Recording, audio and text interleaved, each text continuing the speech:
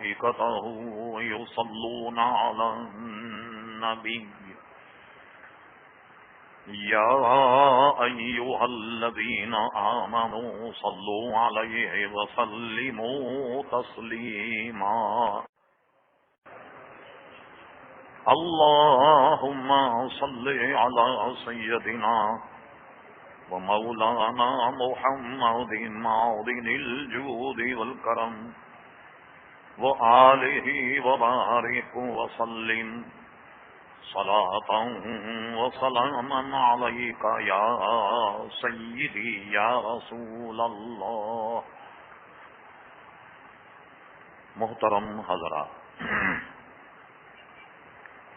نہایت ہی مختصر حمد و صلات کے بعد اس فقیر حقیر نے آپ حضرات کے سامنے قرآن مجید فرقان حمید 28واں پارہ سورہ تحریم کی ایک آیت مقدسہ تلاوت کرنے کا شرف حاصل کیا.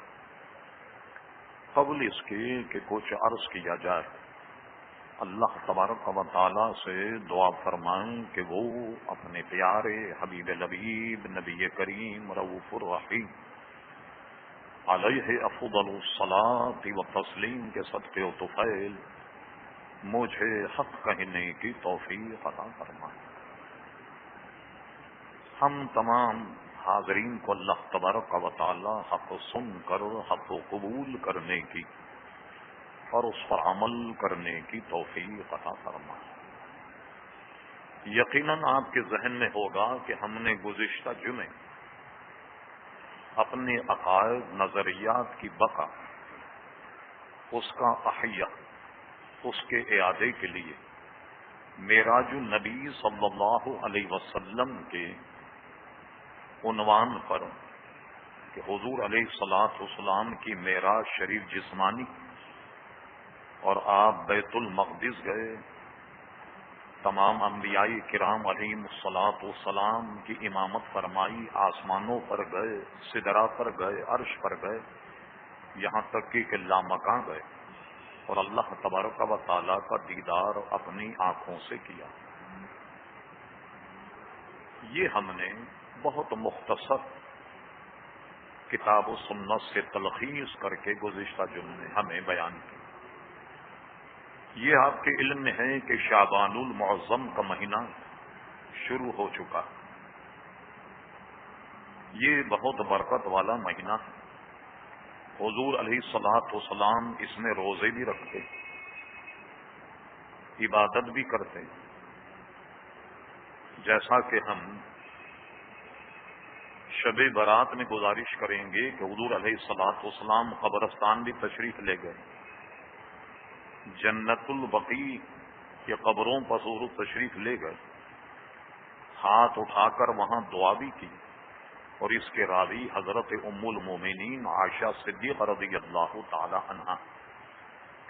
خوب یاد رکھیے کہ میں اور آپ تو بزرگان دین کی قبروں پہ اس لیے جاتے ہیں کہ برکت حاصل ہو. کوئی احمد یہ کہے کیا حضور بھی برکت لینے گئے تھے؟ ہم تو برکت لینے جاتے ہیں اور پیارے مصطفیٰ برکت دینے کے لیے جاتے ہیں. اس لیے ہمارے یہاں رواج ہوا کہ قبرستان میں اپنے والدین، اپنے عزیز اقربا کے قبروں پر حاضری دیتے ہیں، دعائے خیر کرتے ہیں، خیرات و صدقات کرتے ہیں، عبادت بھی کرتے ہیں. یہ مہینہ ہم کوشش کریں گے کہ اصلاحی عنوانات کو زیر بحث لایا جائے، چونکہ شب برات کی اور افضلیت تو اپنی جگہ. ایک اس میں اللہ تبارک و تعالیٰ کا انعام یہ ہے کہ اس میں جو بندہ جاگ کر عبادت کرے اور اللہ کے دربار میں توبہ اور استغفار بجا لائے تو اللہ تبارک و تعالیٰ اس کی توبہ کو قبول فرماتا ہے اور اس کی دعا کو بھی قبول فرماتا ہے، جسے ہم شب برات میں عرض کریں گے. ہم نے مناسب سمجھا کہ آج کے جمعے کے موقع پر توبہ سے متعلق کچھ باتیں کی جائیں. ارشاد باری تعالیٰ ہوا یا ایھا الذین آمنوا توبوا الی اللہ اے ایمان والوں، اللہ تبارک و تعالیٰ کے دربار میں توبہ بجا لاؤ۔ وہ ایسی توبہ کہ ہم توبہ کریں اور پھر پے در پہ گناہ کرتے رہیں، پھر توبہ کریں، اور یہ سوچیں کہ اللہ تبارک و تعالیٰ تو معاف فرمائی دیتا، پھر توبہ کریں۔ اس کو اللہ تبارک و تعالیٰ کے ساتھ حدیث شریف میں ٹھٹا اور تمسخر کہا گیا کہ کوئی آدمی گناہ کرے اور اس میں ارادہ یہ کرے کہ چلو گناہ کر لو، پھر بعد میں اللہ تبارک و تعالیٰ کے حضور توبہ کر لیں۔ اس سے حضور علیہ السلام نے سخت منع کیا، جیسا کہ ہم انشاءاللہ آگے بیان کریں۔ تو فرمایا کہ جب تم توبہ کرو تو توبۃ نصوحا، ایسی توبہ کرو کہ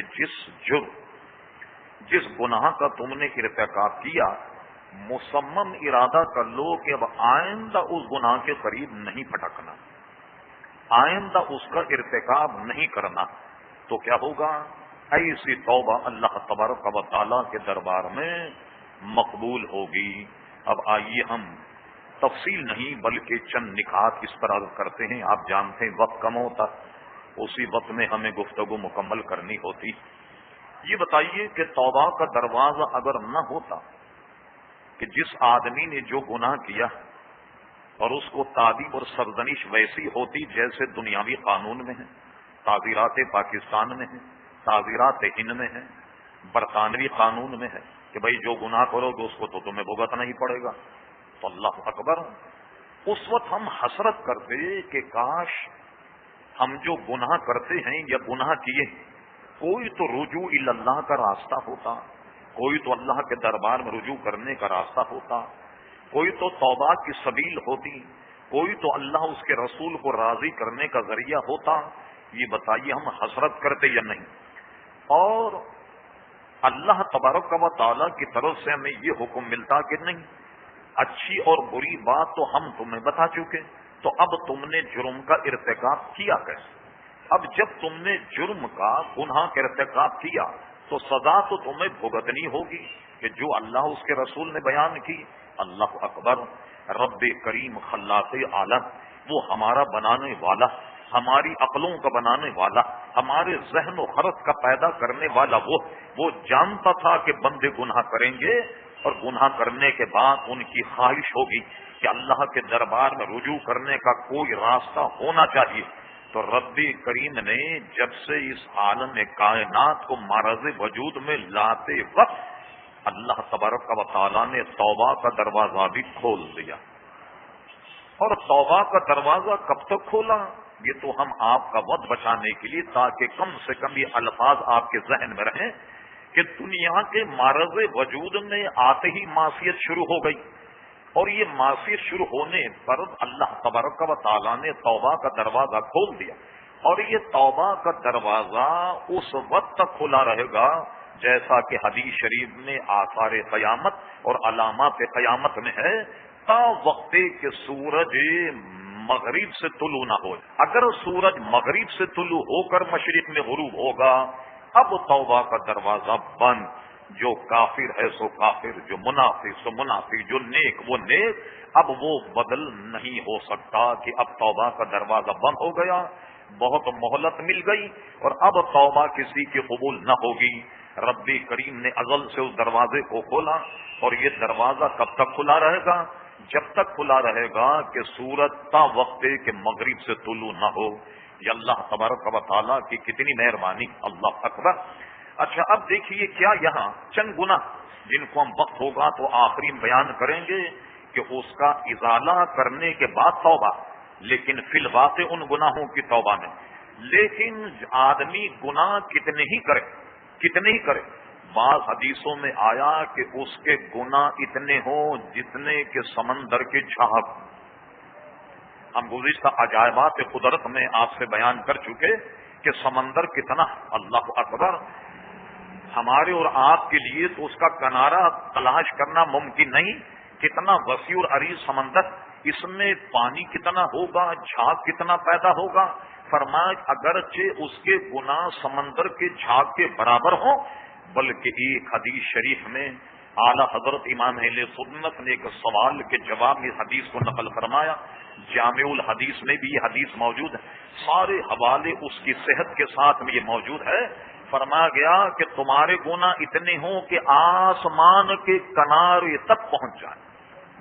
آسمان کتنا وسیع ہے، جانتے ہیں کہ سائنٹسٹ نے آسمان کو تلاش کیا، جب آسمان نہ ملا تو انہوں نے اپنا نظریہ یہ قائم کیا کہ یہ تو حد نگاہ، کہ آدمی کی نگاہ بس یہاں تک کام کرتی ہے، آسمان کا وجود نہیں۔ لیکن ہمارے یہاں تو دین میں یہ موجود ہے کہ 7 آسمان، تو آسمان کے کنارے تک بھی اس کے گناہ اگر پہنچ جائیں اور وہ اگر توبہ کرے تو اللہ تبارک و تعالی اس کی توبہ کو قبول کرنے والا مہربان۔ پھر آئیے اور حدیث مقدسہ فرمایا کہ جب آدمی گناہ کرے تو گناہ سے کیسا صاف ہوا؟ فرمایا اگر وہ سچی توبہ، جس کا ذکر ہم نے تمہید میں کیا، اگر وہ سچی توبہ کر لے تو وہ گناہوں سے ایسا پاک ہو گیا، ایک حدیث شریف میں ہے کہ گویا اپنی ماں کے پیٹ سے ابھی اس کی ولادت ہوئی، ابھی پیدا ہوا۔ جو بچہ آج پیدا ہو تو گناہوں سے کتنا پاک ہوتا، کتنا صاف ہوتا، کوئی معصیت، کوئی گناہ اس کے اعمال نامے میں نہیں ہوتا۔ تو فرمایا کہ وہ گناہوں سے ایسا پاک ہو جاتا کہ جیسا کہ ابھی اپنے ماں کے پیٹ سے پیدا ہوا۔ اور ایک حدیث شریف میں جس کو گویا صحیح ستہ میں بھی موجود ہے، فرمایا کہ آدمی جب گناہ کرے تو گناہوں سے ایسا پاک اور صاف ہو جاتا ہے جیسے اس نے سرے سے گناہ کیا ہی نہیں، جیسے سرے سے اس نے گناہ کیا ہی نہیں، ایسا گناہوں سے صاف اور پاک ہو جاتا۔ یہ مضمون قرآن مجید فرقان حمید میں بھی موجود اور حدیث میں بھی موجود۔ اللہ کی مہربانی ملاحظہ فرمائیے کہ جب آدمی اللہ کے دربار میں سچی توبہ کرتا، پہلے تو ہم نے بتایا کہ گناہ معاف ہو جاتے ہیں، سمندر کے جھاگ کے برابر بھی، اور اگرچہ آسمان کے کنارے تک پہنچ جائیں تب بھی معاف ہو جاتے۔ وہ گناہ گار اب ایسا ہو یا جیسا اپنی ماں کے پیٹ سے آج ہی پیدا ہوا، وہ گناہ گار جس نے توبہ کی وہ ایسا لازم بلا کہ گویا اس نے سرے سے گناہ کیا ہی نہیں۔ لیکن سبحان اللہ، اس بات میں جو قرآن حدیث سے ترشح فرمایا، جب اللہ تعالیٰ اپنے بندوں کی توبہ قبول کرتا تو اس کے گناہوں کو حسنات میں بدل دیتا، اس کے گناہوں کو نیکیوں میں بدل دیتا۔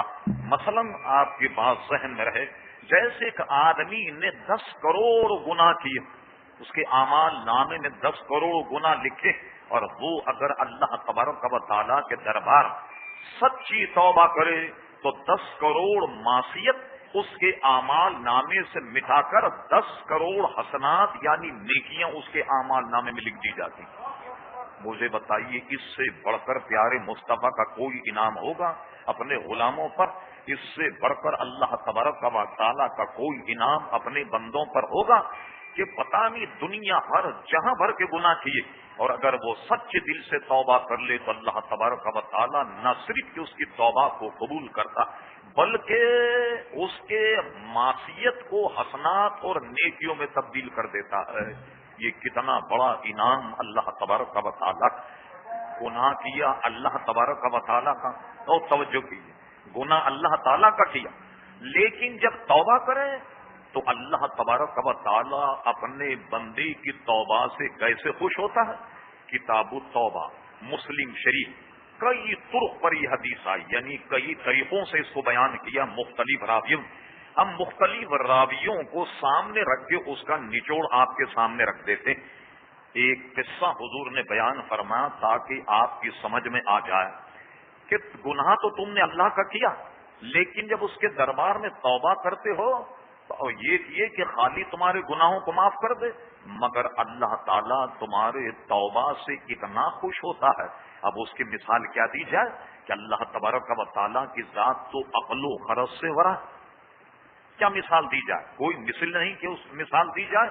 اللہ اکبر، یہاں تک کہ اللہ تبارک و تعالیٰ کی ذات کا کوئی تصور ماننا بھی کفر ہے کہ اللہ تعالیٰ ایسا ہوگا، اس کا چہرہ ایسا ہوگا، ناک کان ایسے ہوں گے، معاذ اللہ ثم معاذ اللہ، اس کا تصور ماننا بھی عزیزان گرامی شرک ہے، وہ ہماری عقلوں سے بڑا۔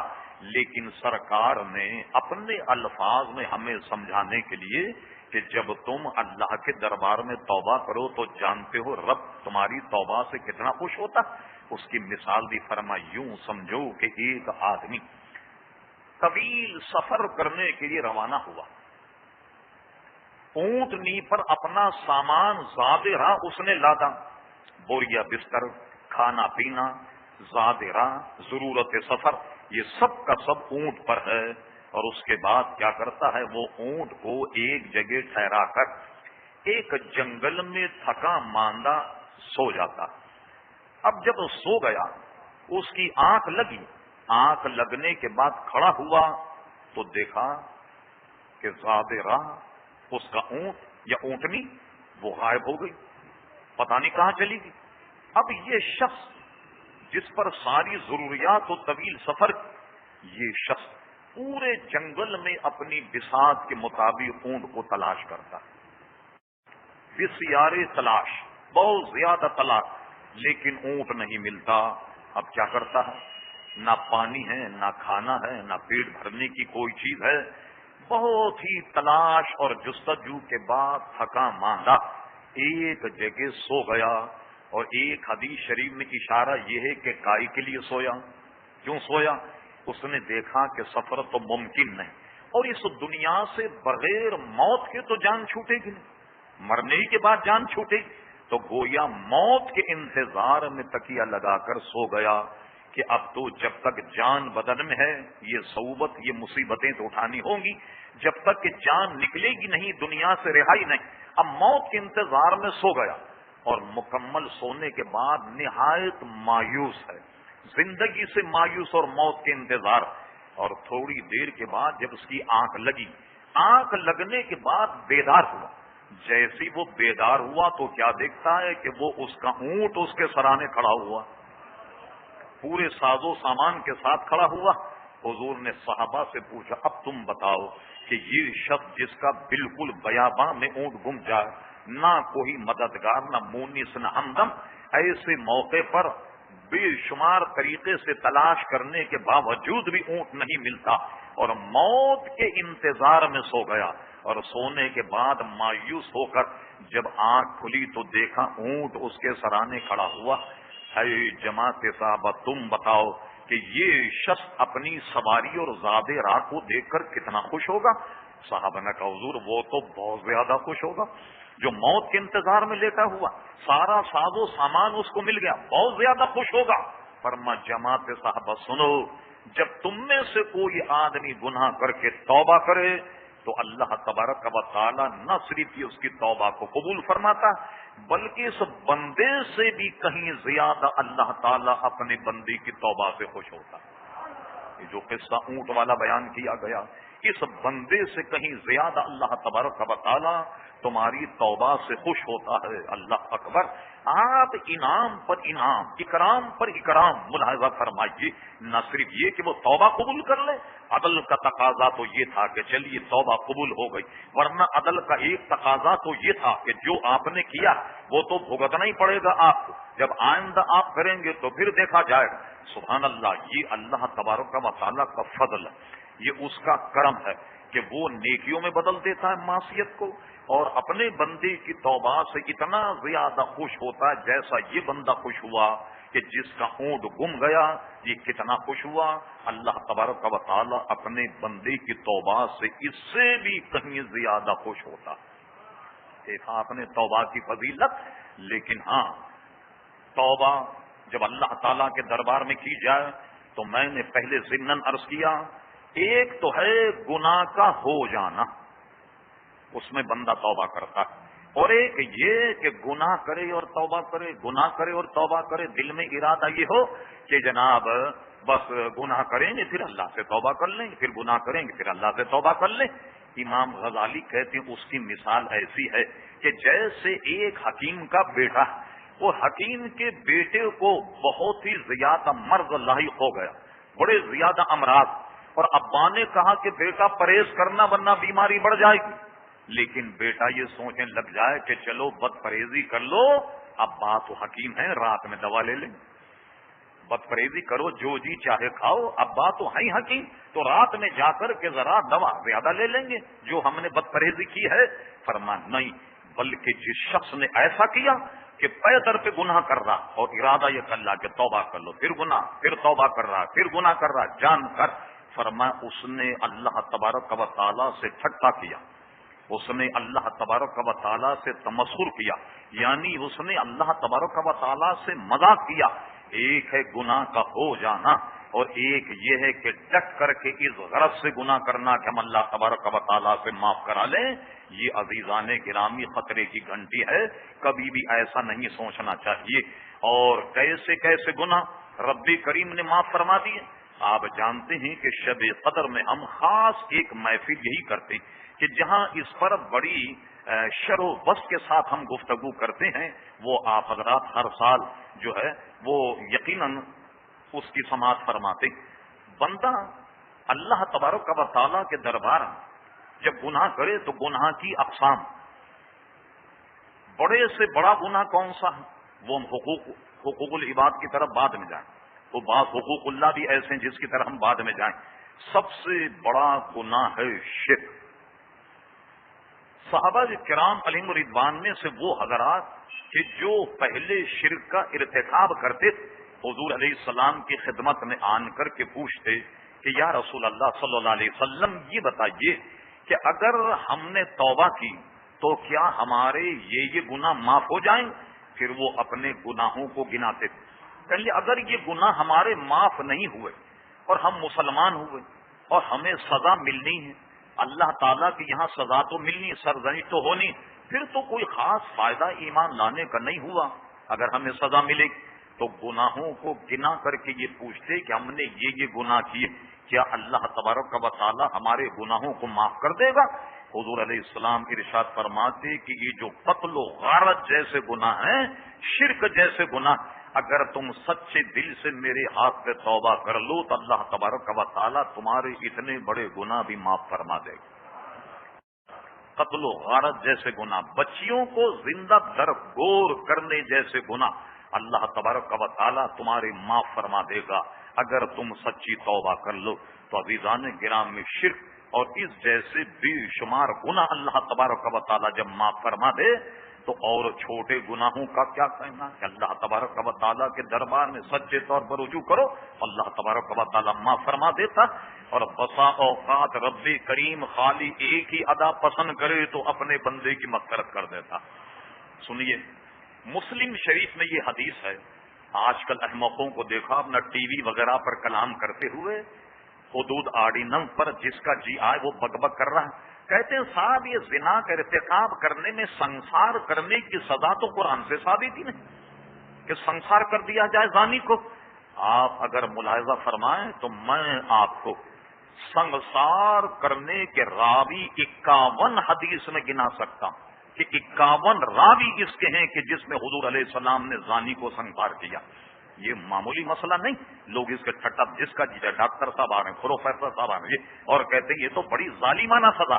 ये हमारी यकीन की बात। आइए मुस्लिम शरीफ की हदीस सुनिए। क्या सुभान अल्लाह। रावी कहते हैं कि एक औरत हुजूर की खिदमत में आ गई और आने के बाद उसने साफ एतराफ कर लिया कि या रसूलुल्लाह सल्लल्लाहु अलैहि वसल्लम, मुझसे बदी का इर्तिकाब हो गया और मैं हामला हो गई। आने की क्या जरूरत थी? अल्लाह तबारक व तआला ने जब ऐब रखा, चुपचाप से बच्चा पैदा होता। आजकल की औरतों की तरीके से बच्चे को कचरे पे रख करके भाग जाए, ये भी एक हमारा ईमान, ये हमारे यकीन का हाल।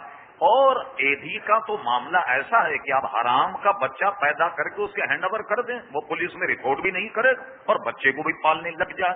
इतनी सहूलतें पाकिस्तान में हो गई। अल्लाह अकबर। उसने एतराफ कर लिया कि मैं हामला हूं और मुझसे ये गुनाह हुआ। या रसूल अल्लाह सल्लल्लाहु अलैहि वसल्लम, मेरी तौबा कबूल फरमाइए और मुझे पाक कर दे। हुजूर ने उसके सरपरस्तों को बुलाया, जो भी हो सरपरस्त, हदीस में जुमला नहीं कि उसके वालिद होंगे, चचा होंगे, ताया। हुजूर ने सरपरस्तों को बुलाया और बुलाने के बाद फरमा, इस औरत की हिफाजत कर। जब इसके यहां बच्चा पैदा हो जाए, गोया तावक्त मुनासिब इस औरत को लेकर के मेरे पास आना। چلیے صاحب، اس عورت نے انتظار کیا، اس کے سربراہوں نے اس کی نگرانی کی اور اس کے یہاں بچہ تولد ہو گیا۔ بچہ تولد ہونے کے بعد عورت تو عورت، اس کے سرپرست کی دیانت، ایمانداری اور عدالت و شرافت کا حال دیکھیے، وہ اپنے گھرانی کی بچی کو لے کر آ گئے۔ حضور حد لگائیے، سزا دیجیے۔ وجہ کیا ہے؟ اس عورت نے یہ راز کیوں منکشف کیا؟ اس کے انکشاف کی کیا ضرورت تھی؟ کہ دنیا میں اگر سزا مل جائے تو آخرت میں نجات ہو جائے، آخرت میں اللہ کی گرفت نہیں۔ دنیا میں شریعت کے مطابق کسی بھی جرم کی سزا مل جائے تو آخرت میں وہ پاک ہو جائے۔ چور کا ہاتھ کاٹ دیا جائے، قیامت میں کوئی مواخذہ نہیں ہوگا۔ زانی کو شریعت کے مطابق شادی شدہ ہو، سنسار کیا جائے، غیر شادی شدہ ہو تو اسے درے مارے جائیں گے، اور اگر اس نے اس کو چھپایا، یہ اللہ اور بندے کا معاملہ، کل قیامت میں وہ سزا اسے بھگتنی ہوگی جو بڑی بھیانک۔ تو دیکھیے ایمانداری، لوگ گناہ کر لیتے مگر اس میں ندامت میں کہ کل قیامت میں ندامت ہو تو دنیا کی ندامت کو برداشت کر لیا جائے۔ حضور کی بارگاہ میں آ گئی، حضور پاک کر دیجیے، شرعی سزا مجھے دے دیجیے، کیا مطلب؟ تاکہ قیامت میں عذاب سے بچ جاؤں۔ حضور علیہ الصلوۃ والسلام نگرانی کی گویا ڈیوٹی ان کے سرپرستوں پر لگائی۔ بچہ تولد ہو گیا، بچہ تولد ہونے کے بعد وقت مناسب پر وہ عورت آئی، آنے کے بعد اس کو سنسار کرنے کا حکم ہے۔ سنسار کرنا جانتے ہو کیا ہے؟ گولی مار دینا نہیں، دنیا میں سزائے موت دینے کے کئی طریقے۔ پھانسی، ایک الیکٹرانک چیئر ہوتی، آنکھوں پر پٹی باندھ کر بٹھا دیا جاتا اور وقت مناسب پر بٹن دبائیں تو جناب اس چیئر میں کرنٹ آ جاتا۔ کرنٹ آنے کے بعد جب آدمی مرتا ہے، اس کی آنکھوں سے، اس کے کانوں سے خون کی جناب نہر نکلنے لگتی اور آدمی مر جاتا۔ اور اسلام میں گردن قلم کرنے کا حکم ہے کہ کسی کو اگر قصاص دیا جائے، آیت قرآن مجید قاضی پڑھتا، قتل اس پر ثابت ہوگی، بھائی مقتول کے جتنے وارث ہیں، پھر پوچھا جاتا یہ قابل صلح جرم ہے، کیا تم معاف کرتے ہو؟ وہ کہیں جی معاف نہیں کرتے۔ کیا تم اس کا خون بہا لینا چاہتے ہو؟ یعنی جرمانہ سمجھ آج کر کہا جب جرمانہ نہیں، ہمارے بھائی کے حق میں اس کو قتل کیا جائے جو قصاص۔ قاضی قرآن مجید کے قصاص کی آیت پڑھ کر جلاد حکم دیتا کہ اس کی گردن جدا کر دو، اور جلاد آنن فانن میں اللہ اس کے رسول کے حکم کی بجاوری میں اس کی گردن کو جدا کر دیتا۔ لیکن زانی کی سزا یہ ہے کہ میدان میں کھڑے کر کے سارے لوگ جمع ہو کر اس کو اتنے پتھر مارے کہ وہ مر جائے۔ اور سارا کراچی میں اگر ہو کسی بڑے میدان میں اس کا اہتمام کیا جائے، 10-20 ہزار آدمی ایک کو پتھر مار مار کر جان سے مار دے، مجھے بتائیے گناہ کے قریب کوئی جائے گا؟ لوگ ٹھٹا تمسخر کرتے۔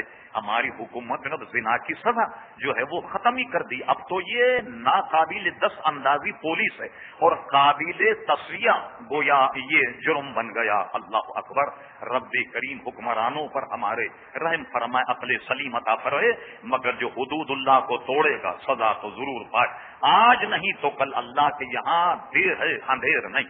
یہ آتی عورت فرمائے اس کے کپڑے مضبوط باندھ دیے، میدان میں کھڑا کر دیا۔ کھڑے کرنے کے بعد لوگوں فرما مارو پتھر سنسار، سب نے سنسار کیا۔ ہمارے اسلام اور حدود کا مذاق کرنے کے لیے آپ میں دو حضرات جو اخبارات مسلسل پڑھتے ہیں، جرائد رسائل، ہمارے اسلام کا مذاق یہ اڑایا گیا کہ آج اگر قاضی کسی کو سنسار کی سزا دے تو ڈرامے کا نام رکھا گیا پہلا پتھر کون مارے گا۔ عورت کو کھڑا کر دیا سنسار کرنے تو ڈرامہ یا فلم بنائی کہ پہلا پتھر کون مارے گا۔ اللہ اکبر، یہ ہمارے یہاں اسلام کا مذاق۔ صحابہ کرام نے پتھر مار مار کر اس کو جان سے مار دیا۔ جب وہ مر گئی فرمائے سے غسل دو، کفن پہناؤ، کفن پہنانے کے بعد فرمایا جنازہ لاؤ تاکہ میں اس کا جنازہ پڑھوں۔ لوگ جمع ہو گئے۔ اسلام ابتدائی مرحلے میں تھا، لوگ کہنے لگے اتنی سخت سزا دی، اتنی سخت سزا، اور اس کی نماز جنازہ پڑھائی جا رہی۔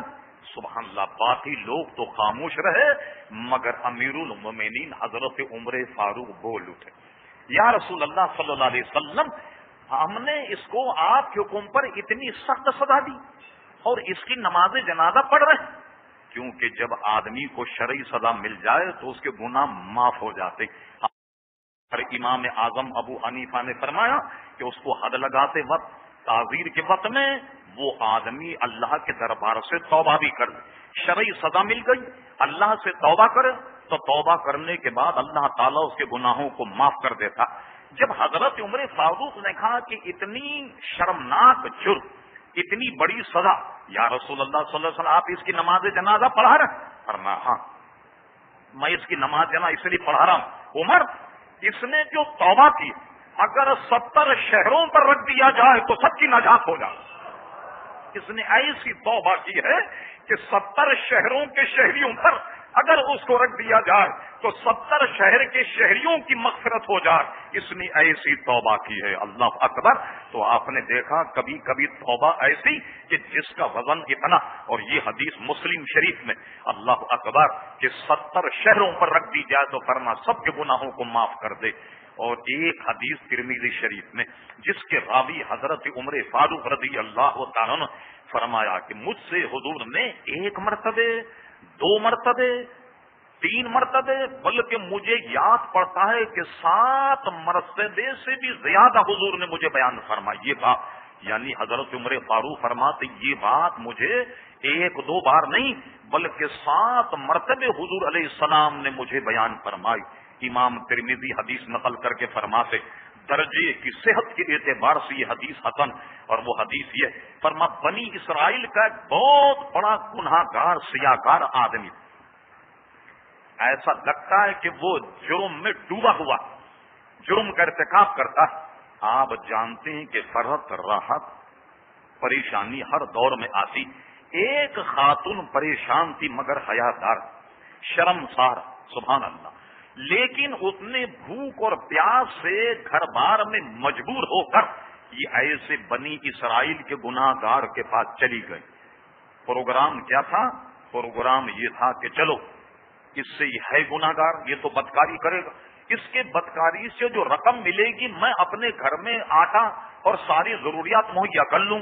یہ سوچ تو لیا، مگر عورت تھی نیک اور پاک، پیٹ آدمی سے جانے کیا کیا کرا لیتا، اللہ اکبر، اور بھوک آدمی کو کفر تک پہنچا دیتی۔ یہ تو حدیث شریف میں بھی ہے کہ بھوک آدمی کو کفر تک پہنچاتی۔